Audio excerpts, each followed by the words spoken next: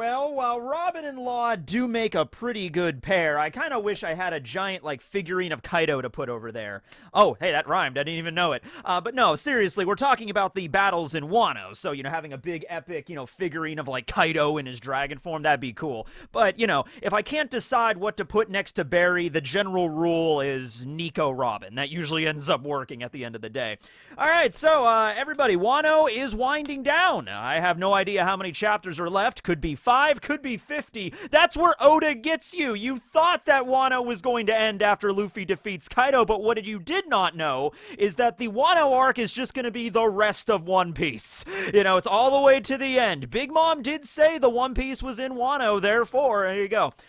So this is going to be a video. Before all the fights in Onigashima got started, I did a video with this super long checklist of, like, every single character, and I was, like, theorizing who was going to fight who, not just who's who was going to fight, but who was going to fight who's who. That joke will never get old. But, now that we've had all the fights, I thought it would be pretty cool just to go back through them. Pretty much the only fight left is Kaido and Luffy, the final clash of the arc, so we'll do a separate video on that when that wraps up. But I decided just to look at all the other major fights at Onigashima, and we're not going to be looking at, like, every single one, like Random Samurai number 4 fights against Random Waiter number 7. That was actually my favorite fight. I mean, Random Samurai number 4, he really gave it his all, right? It was Sasuke Samurai number 4. He really did that coin flip effect to his greatest. Okay, but no, seriously. So we're going to go through all of the enemies throughout Onigashima, okay? So I'm not going to be doing this based off of the Straw Hats because we kind of already know about all the Straw Hats. I'm going to be basically looking at this like, okay, these characters that Oda introduced to fight in this arc, how do you feel their battles went? How do you feel their characters were resolved? And we might see some of these characters later. For example, King. I don't think King's just out of the story and we're never going to see or hear from him again, especially since we found out the whole thing with the Lunarians. But as for, like, King's battle with Zoro, did that make you feel fulfilled? It's like, okay, this was King's character introduced at the beginning of Wano. Like, did he meet expectations? That's the kind of stuff we're going to be looking at here. So, with that being said, I was honestly going to end this with the All-Stars, but let's start it off with the All-Stars. Why not? Let's start off with Jack, okay? So, Jack was the first All-Star to be introduced in the story way back at Zode, kind of like to showcase the power that the Beast Pirates have, okay? So, here's Jack. He's the first guy in the entire series that has a bounty of, well, it was 1 billion, but even to reach that number was insane at the time. Like, remember when it was finally revealed? I remember for years and years that we thought, like, the 1 billion berry bounty would be reserved for just the Yonko, right? Or, like, that was Roger's bounty, right? Because there were so many theories for years and years. But no, Jack shows up, and he is an all-star, but he's, like, the weakest of the all-stars, and he has 1 billion berries, so it's, like, insanity, right? So, he shows up at Zou, he trashes it, he rips off Nekomamushi's arm and Inuarashi's leg, and it's like, okay, so he was defeated there by Zunisha, but the idea was, he's going to come back, okay? So, he's honestly probably the one member of the Beast Pirates, even more so than Kaido, that we have spent, like, the most time with, because we had a lot of years to think about Jack, and like, oh man, how's Jack gonna get out of the ocean? How's Jack gonna, what's his fight gonna be like at Onigashima, and all that kind of stuff, right? So how did it go? Well, I gotta be honest with you, Jack kind of did as best as he could. I'm not really upset. Obviously, we knew he was gonna lose, but he tried his damnedest. And you kind of feel for him a little bit, because throughout Wano, even after he was rescued, he's like, okay, big brother queen, big brother king, I'm sorry that I'm just a screw up. And he's like, yeah, damn straight you are, like, so they were really mean to him. So you get that kind of dynamic that, like, Kaido is the dad, and then the All-Stars are, like, 3 brothers, and then, like, Jack is the youngest that just gets, made fun of constantly by Queen and King, right? And just, like, everything he does just isn't good enough. Like, Jack could go back to Onigashima and be like, hey, everybody, I captured Raizo! I slaughtered all the minks along the way! And Queen and King would still, it's like, oh, that's great. Yeah, oh, look at Jack. He caught 1 ninja. Isn't that so cool, right? They would still make fun of him. So you feel a little bad about Jack. He fought against Ashura Doji very briefly. That was more of a battle just to showcase how powerful the Scabbards were and Ashura Doji was, rather than how powerful Jack was. But it was still a pretty cool, like, scuffle that they had there. And then when we finally get to Onigashima, hey, when Kaido bursts through the roof, it was Jack that was right there with backup. Not King, not Queen, not everybody else. When Kaido burst through the roof, Jack saw that, and he's just like, you know what? I'm gonna help out my captain, right? So he rallied all the members of the Beast Pirates he could get together. He rounded up one of the numbers, Nangi, and he's like, all right, we're gonna go lend support to our captain. Let's go. And it was honestly a good thing he did that because, you know, the entire army of minks were outside waiting for, you know, Kaido to appear. So I'm not saying that Kaido would have been defeated, even with the entire army of minks plus the scabbards. And Kaido probably could have wiped them all out. But the idea that, like, Jack was, like, being, he had initiative there. He was just like, I'm gonna go lend support to my captain because that's what an all-star does, you know? And so that most of that fight was off screen. I think it was added a little bit more to in the anime, but it really pretty much ended with Jack getting taken out by Neko and Inu in their Sulongs. Remember, if I remember that correctly. So they went in their Sulongs, they defeated Jack, and then it was just kind of like an even keel thing where a lot of the Beast Pirates kind of took out the minks and vice versa, and then Inuarashi and Neko got some revenge on Jack. But was Jack out of the fight? No, because he got up one more time, and then it was just Jack against Inuarashi. All right, and that fight, once again, mostly happened off screen, but at least it showed some resolution to the whole Zou arc, right? And Inuarashi was finally able to take Jack down with his Sulong, all right? So that was a cool moment. Like, Jack was never going to be, I mean, Jack was an all-star, but he was never going to be an all-star, you know what I mean? It's not like Oda was going to focus on Jack's fight for, like, a prolonged period of time like Queen or King. Like, it just wasn't going to happen. We kind of knew that. He tried his best, and that's all really you can give him, right? I mean, like, he tried his damnedest, and good for you, Jack. And so Jack is there. He's still unconscious. Just a little tear just, you know, goes down his mammoth face, and he's like, I tried, Kaido. I tried. You know, I tried my best. So, all right, good for you, Jack. Going on to Queen. So, Queen is probably well, King is really cool too, but I just love Queen's dance numbers, okay? It's hard not to love Queen's dance numbers, all right? Zuma, Zuma, Zuma. So, he's a very interesting character. You know, if nothing else, really, Oda did a good job with the All-Stars. We had Jack, who at first seemed to be like this stoic, kind of like, I'm the biggest badass ever, but then you realize he's covering for the fact that he's like being made fun of by his older brothers. So there's kind of a dynamic there. And then Queen is this he's a showman. He's an entertainer, really. That's what Queen is. And then we have King, who is like the straight up, very stoic kind of character, very serious and very powerful, right? But I love Queen in terms of his boisterousness, and then also the whole idea with him having like the technical skills, like engineering, cyborg tech. The reveal that he actually worked with Judge and Vegapunk kind of came out of nowhere for me, kind of the same way that when it was revealed Judge worked with Vegapunk. I was genuinely surprised that Oda decided to take that direction with it, because it's like, really? Judge and Queen, they were both like, I mean, they just don't seem like lab coat wearing, you know, test tube twirling, like we're gonna crack the genome, we're gonna crack DNA, you know? It's like, they, you know, because the way Judge and Queen, like, operate usually, but I guess they were, and so they were scientists, and so it's like, okay, that's really cool, and then Queen is the plague, and he has all these plague rounds and bullets that he developed. I was really looking forward to seeing, like, all the different, types of viruses he developed. Like, we saw Mummy, and then there was the Ice Oni. There's probably more that we did not get to see. He could turn into a Brachiosaurus, and he like used the Brachio bomber on Big Mom's skull. That was really nice. And so his fight with Sanji definitely tied back a lot to the Germa. I feel like, I personally feel like the Queen and Sanji fight, you might disagree with me on this, could have standed to have maybe one more chapter. I don't know. I just feel like there was one more chapter worth of material there, with maybe Queen elaborating a little bit more on Mads and his relationship to Judge and Vegapunk. It was a really cool scene when he started to utilize all the different technology that existed that in the Germa technology on himself, like the windscreen and the sparking red and the electric blue and all that kind of stuff. I would have liked a little bit more elaboration on like how he came to learn about the Germa Double Six's like raid suit abilities, and maybe a little bit of backstory on how he developed that for himself. I really like the dynamic of Sanji basically fighting against the powers, the combined force of his siblings in one character. I really like that. That was really cool. But I feel like there just could have been more with it there.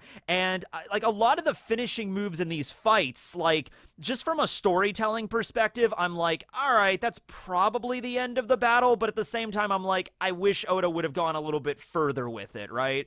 And so that's just the situation there. And also, there's a timetable on this, and we're going to get into that. I mean, these are the all-stars. These are the main fights with, like, Sanji, Zoro, and then eventually Luffy with Kaido. These are the fights Oda wants to focus on the most, okay? And so if I'm feeling like the Queen and Sanji fight didn't expand on it enough, then these other fights, especially with the Tobi Roppo that we're going to get to next, I feel like they were just a little bit more on the shorter side of things, right? Or I don't know, sometimes it feels like Oda's rushed, like he's in the middle of a fight, and then it's just like the editor or something is like, hey, wrap up Frankie's fight with Sasuke because we got to move on. And just like, okay, fine, here, Frankie shoots him with a laser and it's over. Okay, moving on. But overall, the Queen and Sanji fight, I think, was pretty damn good. The whole dynamic there also with Sanji struggling with him becoming a member of the Germa, or like what it really he is now that he's awakening his powers, the latent nature of the Germa inside of him, like he's developing the exoskeleton and stuff. Really fun. Also, I mean, it's hard not to love the idea of dinosaurs being able to like detach themselves like robots. Like this was even before Queen modified anything with cyborg tech. This was just brachiosaurs were always able to fly off and strangle their opponents with their necks. Like, that was just always a thing. So, Oda's sense of humor there really shines through with Queen's character. You could tell that Queen was probably the character out of everybody on Onigashima, honestly. Even more than Kaido, even more than the Tobi Roppo or the Oniwa Banshu or anybody, any group. Oda had the most fun drawing Queen and his fights. And that's pretty interesting there. So then we have King. King set a really high bar for me personally. I don't know about you, but we see King, I think right at the beginning of Act 2, and, he's wearing this full BDSM gimp suit. He's got skulls all over him. He's got spikes shooting out of him. He's got this full, you can't even see anything about his face other than his eyes. His eyes are blood red. He's got flames on his back. He's got dark wings, and you're just sitting there just like, what's the story with this dude? It's like, okay, this is going somewhere. And then later when Big Mom says, there's 3 races that do not exist in Totland. There's only 3. And giants are one of them. And then King's race is another. And she thought that they were all wiped out. And so that adds more mystery to him. So I'm just like, oh man, I hope the reveal with King, whatever it is, I hope it's a big reveal. I hope it's like worth its weight, right? And it turned out that it was, because we find out about a whole new race in One Piece that was never discussed before, the Lunarians, and not even just like they were a race like, like you could have said that like, oh, King is a member of like one of the sky races, like the Bjerkins that were wiped out, right? But no, it goes one step further than that, with the Lunarians not only having a connection with the Void Century, but apparently being revered as gods back in the day. And also with the whole thing with Nika as well revealed in this arc, like that just opens the floodgates for Oda to like throw way more lore at us from this point onward in the story, right? We're gonna find out way more about the Lunarians, way more about the Red Line and these gods and everything, so I don't even know, like if King does not appear for the rest of, I feel like King has to appear at some point, but you can always have a moment where maybe Robin is reading off the true history and Lunarians are written about on the Rio Poneglyph, and we have a moment where we flash back to see them. Like, this is Oda establishing their existence right now through King, but I hope that King also does some stuff in the future. Even if it's like, okay, how about King manages to get away from Onigashima, right? So Kaido's defeated, Big Mom is defeated, the government comes in, the Straw Hats manage to get away, and it's like they're arresting everybody. What if King manages to fly away? Well, I guess that's going to be really hard for him because he's missing a wing right now, but he manages to get away somehow, right? He escapes, and he's not an ally to the Straw Hats by any means, but he shows up again and maybe gives some exposition for some reason on, like, what the Lunarians really were, like, it's like, were they really gods? How were they worshipped, if they were worshipped at all? What happened with the world government taking over and wiping them out? What was that whole story about? King might very well know that stuff. It might have been like passed down through his parents. His parents might have been like, he might have been captured by the world government as a kid. His parents might have been captured too, and his parents might have been killed, and then he was left in Punkhauser to be freed later by Kaido. So that might be how that goes down there. But yeah, King set a really high bar for me, and I think he really checked all the boxes when it came to, like, oh, okay, what's the deal with his suit? What's the deal with his face? What's the deal with the wings and the fire? And Oda addresses all of that. His fight with Zoro was metal as hell. Zoro finding more stuff about the Enma along the way. We get the flashback with Kozaburo Shimosuke. Honestly, that one... I mean, there's way more stuff that needs to be talked about with Lunarians, but just in terms of that one fight, like, we weren't going to find out everything about the Lunarians during that fight. Overall, I think that fight was pretty solid. I really don't have any complaints with that. Like, I wouldn't say no to it being a little longer, but I think Oda hit all the notes he had to with the King versus Zoro fight. And the finisher with King creating the giant Omori Karyudan and, like, the giant magma dragon, and Zoro slices it with Dragon Damnation. I mean, come on, that's, like, perfect. But those were all the All-Stars. Now, moving on to the Tobi Roppo here. Let's talk about everyone's favorite underdog, first of all. Let's talk about Page One, all right? You know what? I understand Page One. I get him, okay? I totally do. You know how Page One, he's the weakest Tobi Roppo, like, immediately, right? Obviously. But he's also the youngest, and also he spends the most time in his full zone transformation. Did anybody else notice that? Yeah, Ulti goes into her Pachycephalosaurus form every now and then. Sasaki spent a chunk of the fight with Frankie in his Triceratops form and all that stuff. Black Maria always prefers to be in her hybrid.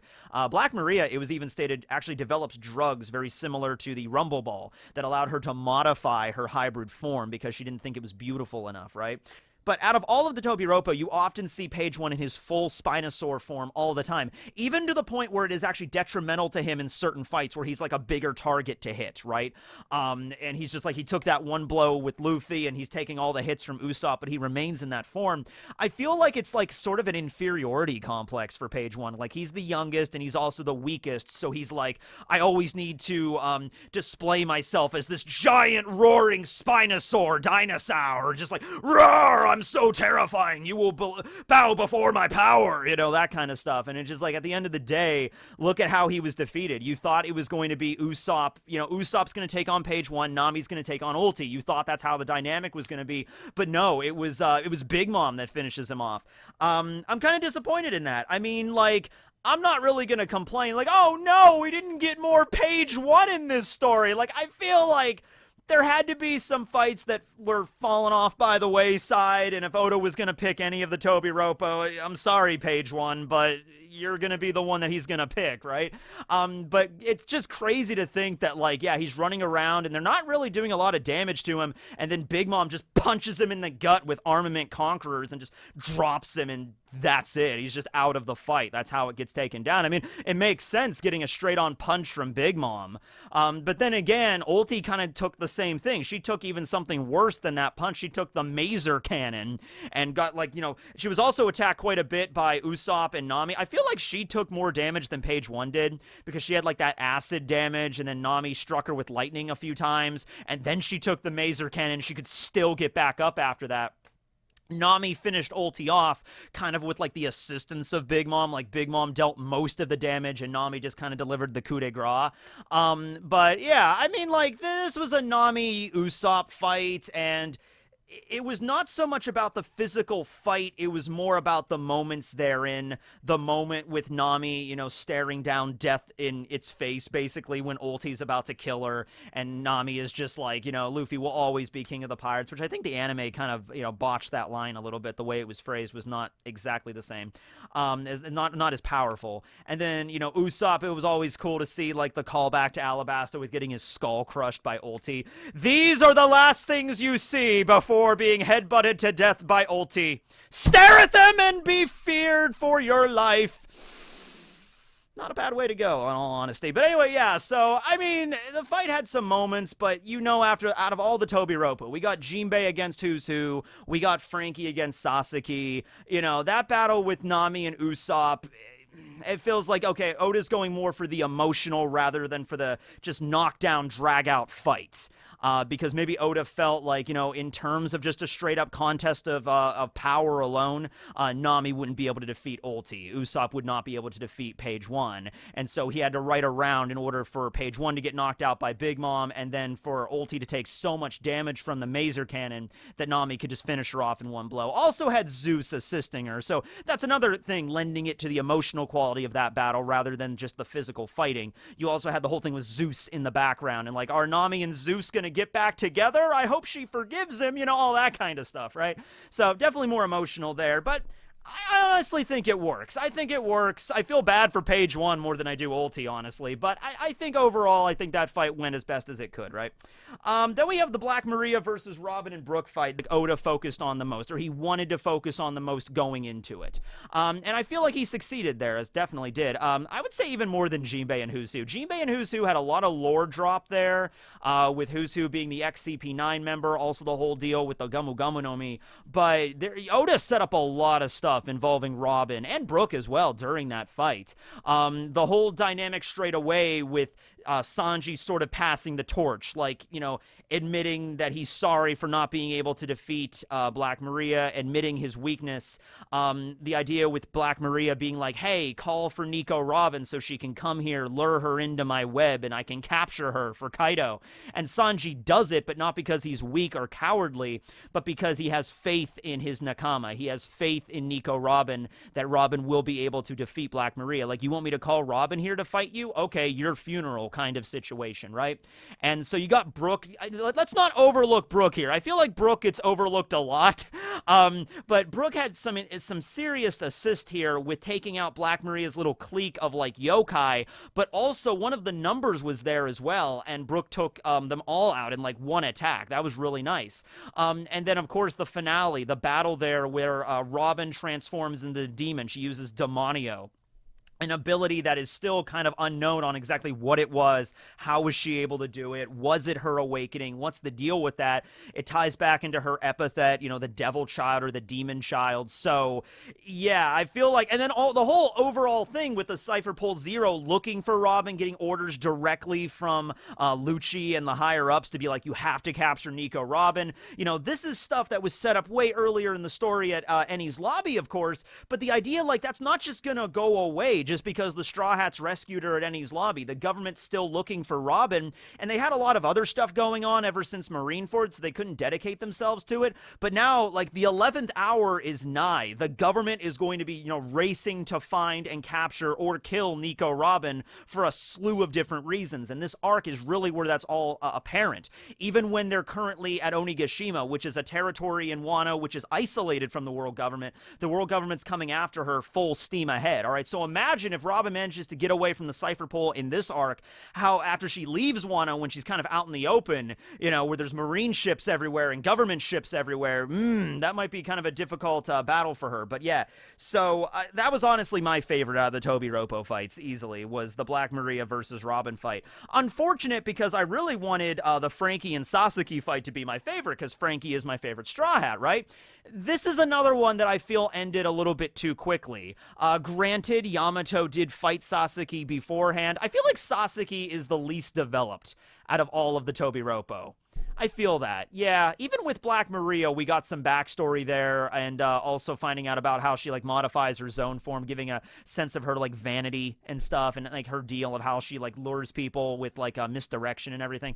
That was a little bit more. Sasaki, the only thing we really found out with him is that he used to be, like, drinking buddies with Denjiro or Kyoshiro, and I thought that was going to lead into some kind of conflict between, like, a rematch between them in, like, all seriousness, but that didn't happen, and so he could turn into a Triceratops. That was neat, and he did manage to take out the Frankie Shogun, but I was so convinced that fight was going to be more than that. I was so convinced that, like, okay, so the way the fight ends is, if you remember, basically Frankie, the Shogun gets destroyed, Frankie jumps out, launches a laser, and then the battle's over. Sasaki's defeated. Frankie wins. Now, I don't doubt that Frankie is powerful enough that he's, like, souped up his lasers, and also he struck, like, the obvious weak point of Sasaki, like, his underbelly. So it's like, it makes sense. It's just, like, felt like there was going to be a little bit more to it than that, but once again, gotta move on. The idea of him being a helicopter triceratops, I mean, that was pretty funny as well, going along with the whole theme of dinosaurs being like robots or action figures in the One Piece world. Then we have Husu versus Jinbei, a battle which actually cued back to a lot of like racism involving fishmen and merfolk in One Piece, and also tied back to the Cypher Pole. Like I said, a lot of lore is dropped here.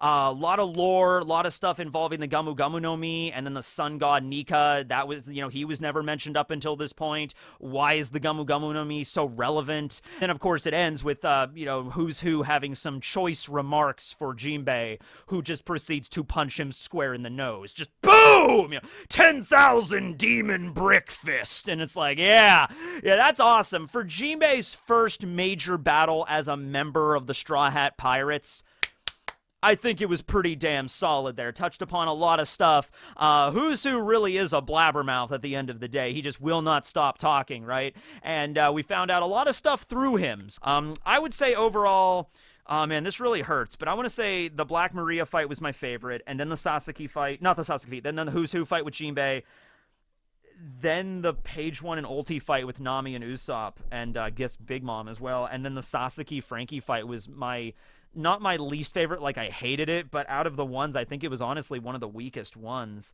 because I feel like with the emotion involved with Nami and Usopp's fight, that kind of carried it enough.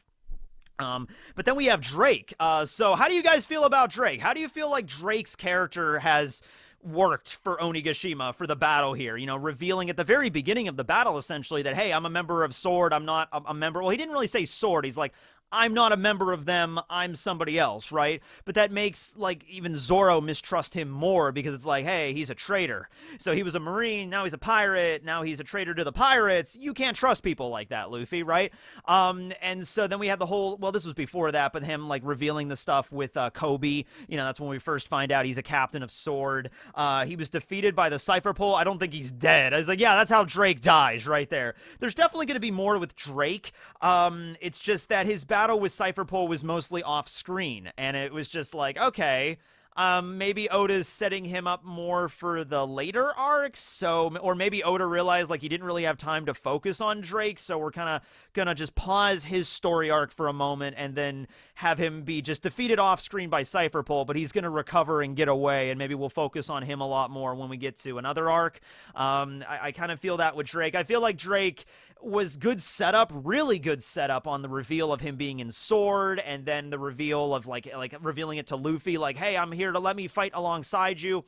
I think he also took out one of the numbers along the way, so that was cool. And then the little interaction with Apu there seemed a little tacked on near the end, and then he was just one-shotted off screen. Not one-shotted, but he was taken out off screen. So I'm like, Drake, I just don't think that Onigashima, I don't think Wano is your arc, buddy. I feel like it's better suited for other story arcs.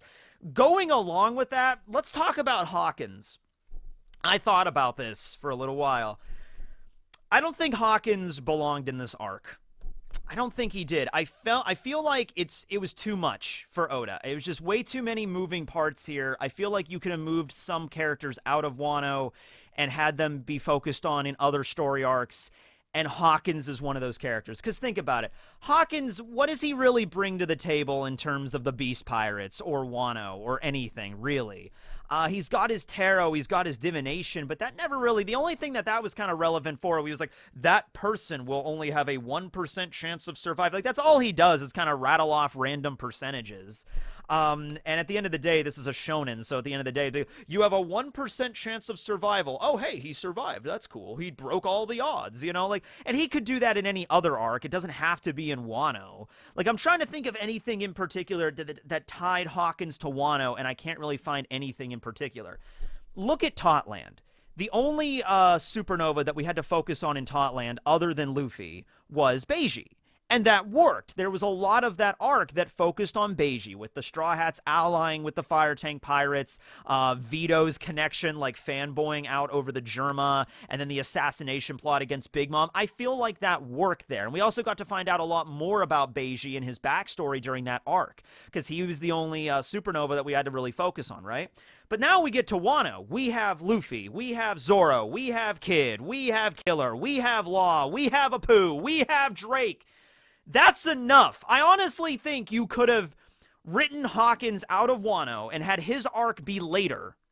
And you could have reworked Drake a bit where maybe Drake was not part of the battle at Onigashima, because he honestly didn't really do anything. He took out one of the numbers. I mean, we could have gotten anybody else to do that. Literally, you could have named... Hyogoro could have probably done that if he got really buff and he went, like, full power. He probably could have had him do that. Or maybe the Yakuza could have gotten together and did, like, a combo attack against the number and just taken him out instead.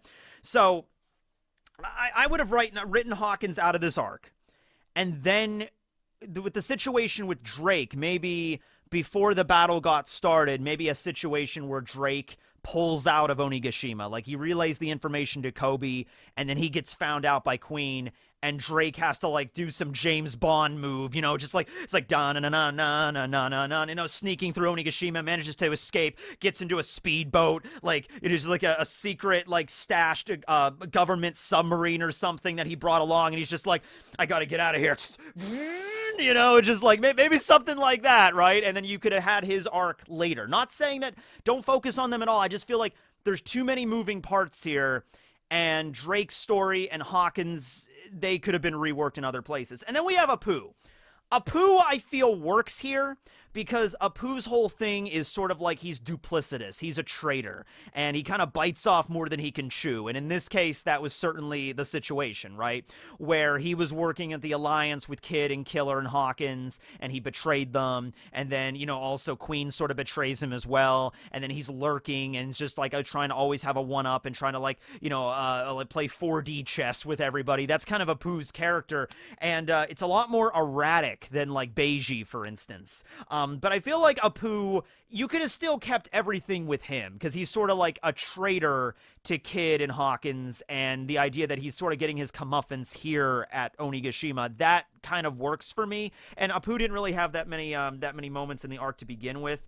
And, oh, by the way, with Hawkins, maybe you could have had a thing where, like, way back at when Kaido fell out of the sky, maybe you could have had a thing where he was so focused on fighting Kid and Killer, maybe Hawkins managed to escape. And so Hawkins, maybe through the use of his divination, why didn't his divination, he's not a really great fortune teller, is he? He's just like, this is going to be a trap, and Kaido's going to fall out of the sky and bring us all in. Yeah, you didn't predict that, did you, Hawkins, right? That would have actually been really cool if Hawkins predicted that Kaido was going to, you know, take them down, Apu was going to be the traitor, and then he managed Hawkins to escape, and then have his story later. I don't know what arc he would have been involved in. I just think there's way too many Supernovas involved here, and that would have worked better. That's just me. Moving on to a little bit of Orochi's groups here. So we have Orochi himself, who, I mean, he was never a very strong fighter. I mean, against an average person, he could kill them, sure. But, like, against anybody, any of the Straw Hats, I feel like could take out Orochi, right? It's not really going to be a big deal there. So Orochi's whole gimmick throughout this entire arc is just going to be him being beheaded, like, 17 times. As many times as you have to in order to finally kill him.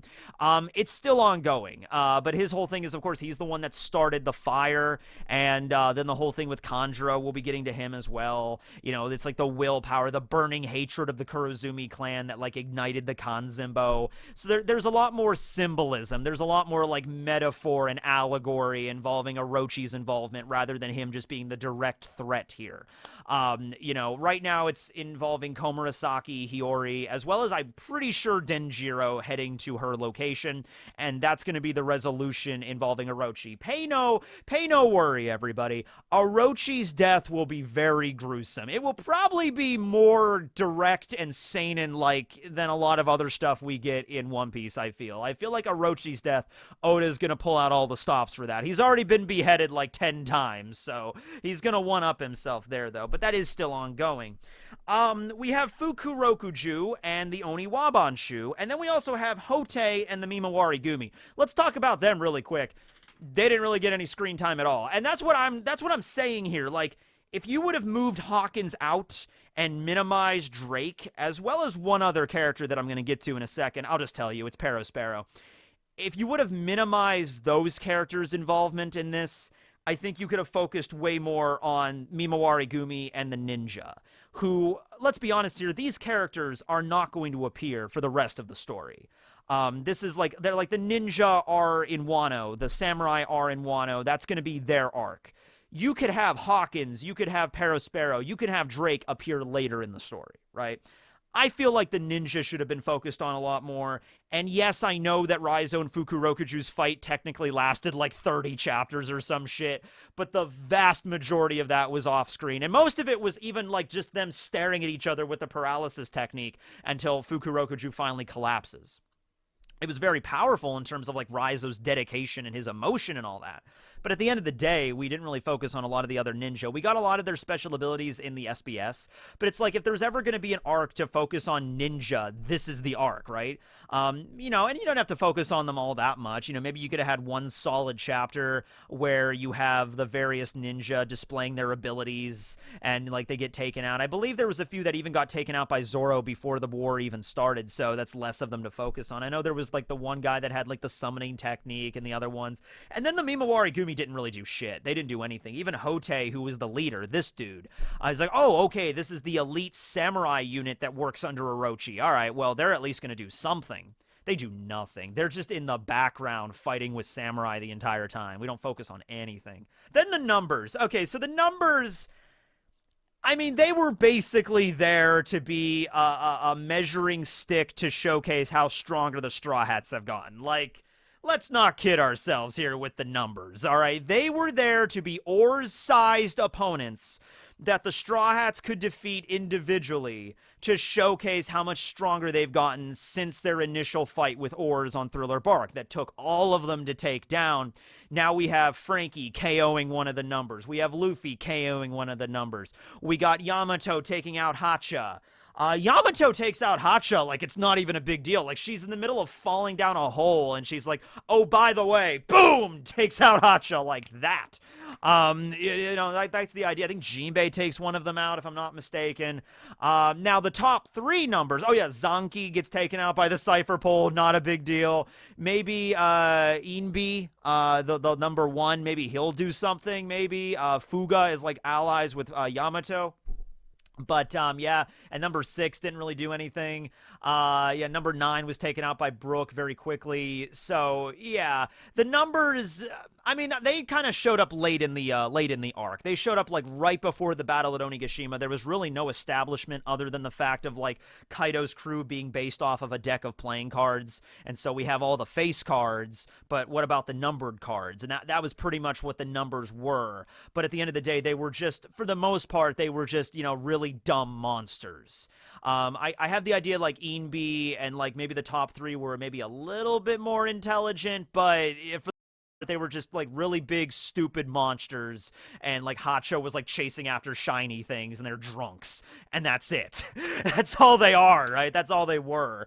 And also to go along with the theme of Wano, like yokai, giants, Oni, Kishin, you know, that kind of stuff, they fit. But you know, once again, I never really expected much for the numbers to be like really in-depth like characters or anything. I guess I shouldn't say that, because I did make a video thinking about how cool it would be if the top 3 numbers had like devil fruit powers and hockey, and they were also intelligent, which Inbi still might be. So, you know, hold off for that. But overall, the numbers, like 9 out of 10 of them, they were just kind of there. Oh yeah, Big Mom and Perospero. So I just got done talking about the Big Mom fight just wrapped up in the manga. Like, that was the last thing we did. I would say the way that fight went, I'm happy with it. I had some problems along the way, mostly, and I voiced these before, so I'm not going to go too into it.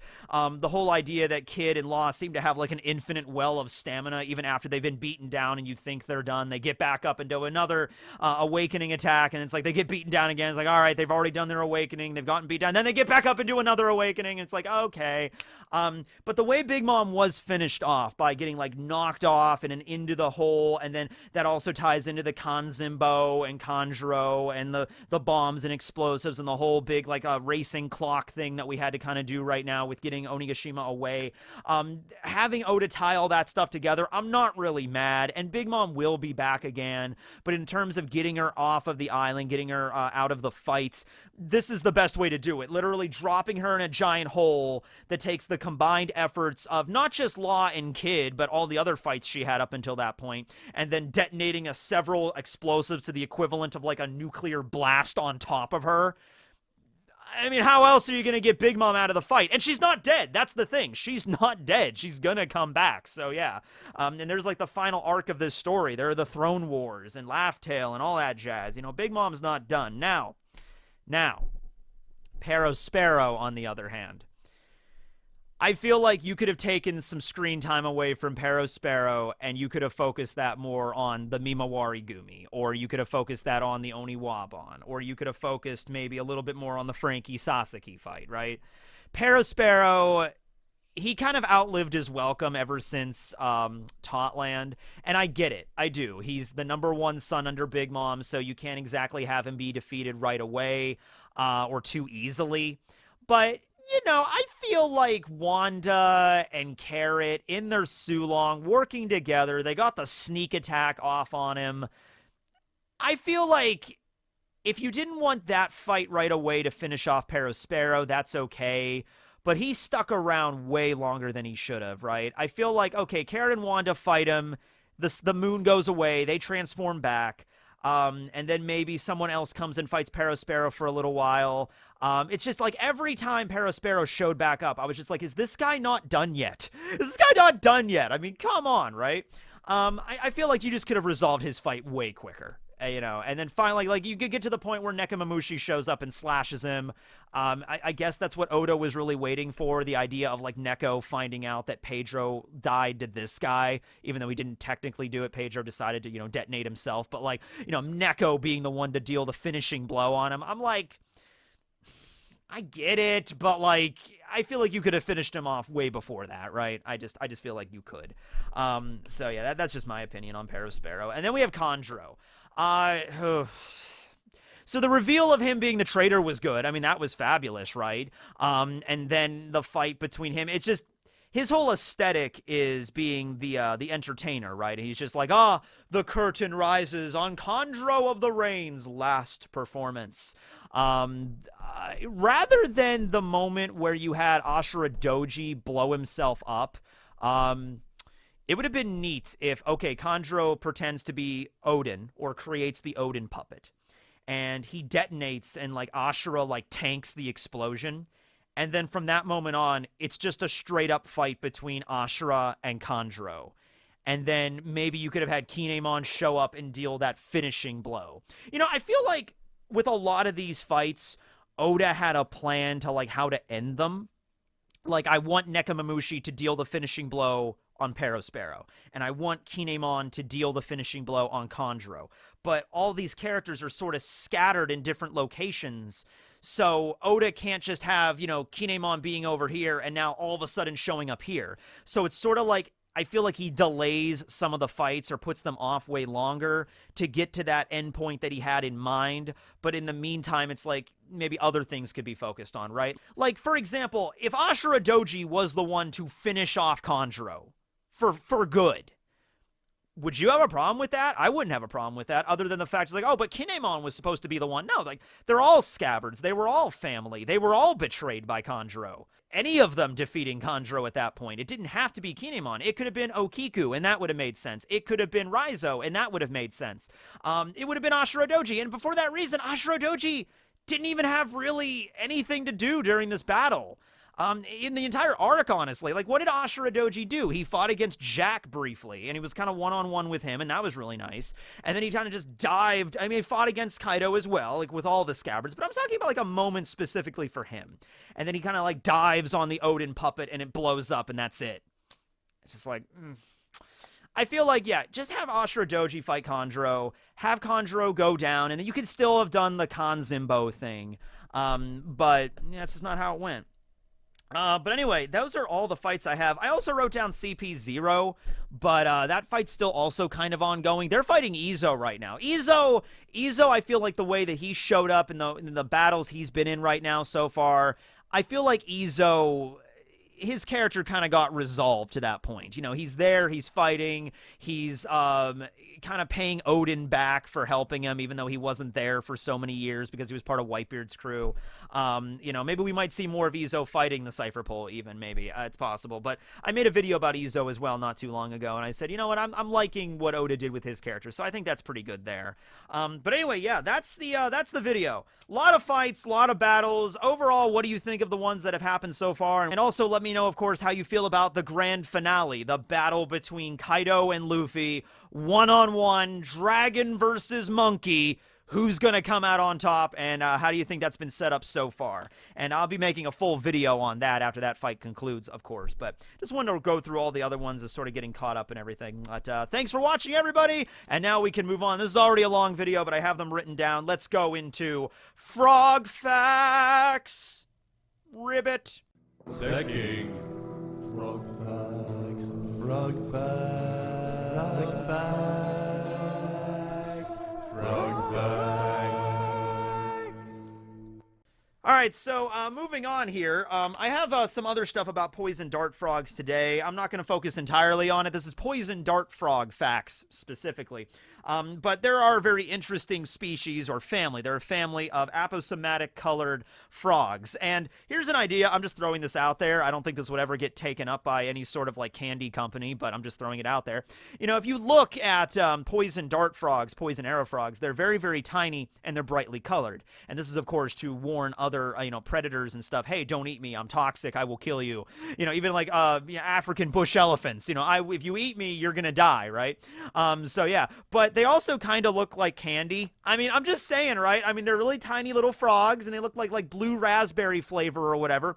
You could probably make like a line of Sour Patch Kids or something, but make it like Sour Patch Frogs that are little poison dart frogs that are like brightly colored yellow, red, green, blue, like extreme sour blue raspberry. Kind of messed up when you consider the fact that a lot of poison dart frogs, despite their lethality, are actually endangered species because of the continued destruction of the Amazon rainforest. That's where most of them are at, Central South America, around the Amazon River basin. That's where they live. It's also important to mention that even though a lot of the native tribes to those regions do utilize the poison dart frogs for, and they kind of like have a broad name, like there's 170 species of them that are considered poison arrow frogs or poison dart frogs, but there's only 4 species that are actually used for that purpose, right? There's even some other ones that are in fact not toxic at all. There's ones that are not aposematic colored, but they're cryptic colored, meaning that they kind of blend in, sort of like a chameleon. Not really like a chameleon, because a chameleon can change colors, but like a stick bug or something. Like they have the ability to like blend into the environment instead of sticking out of the environment. So that's interesting to kind of give you 2 different ways that nature kind of like deals with animals trying to eat you. It's like one direction is like, I'm going to make myself super brightly colored so you can pick me out of a crowd, but that's not good because it's like, hey, super poisonous over here, you know, really don't want to eat me. And then the other way of doing it is trying to hide within like the forest floor on like a stick or a tree or something so that they can't see you at all, right? So it's like 2 different directions that they take with it. And this is also a cute little thing that I just wanted to bring up.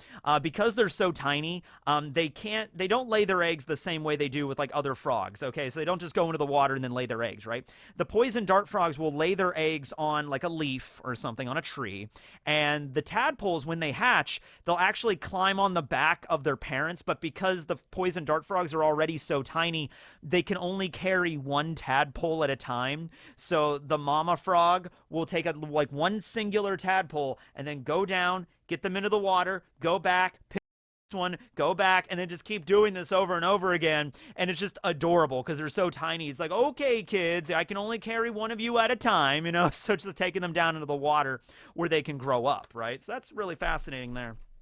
Yeah. There's also the phantasmal poison frog from Ecuador.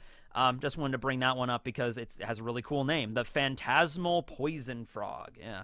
But, yeah, those are the poison dart frogs. I wanted to kind of open up with those because I read about them in the book. But we'll be getting into other types of frog species that are not necessarily poisonous. Or I guess technically a lot of them are poisonous. They excrete poison, but there's different kinds of poison. There's some that might just be mildly irritating to you that you can just, like, wash off with soap and water.